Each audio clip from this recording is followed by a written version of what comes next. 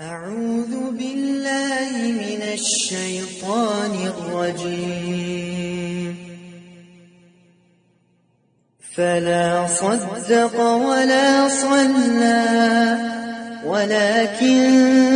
كذب وتولى ثم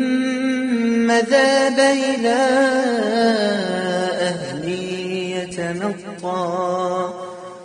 أولى لك فأولى ثم أولى لك فأولى أيحسب الإنسان أن يترك سدى ألم يك نطفة من مني يمنى ثم كان علقة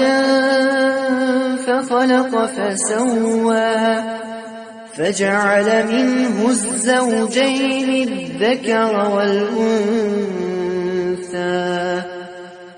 أليس ذلك بقادر على أن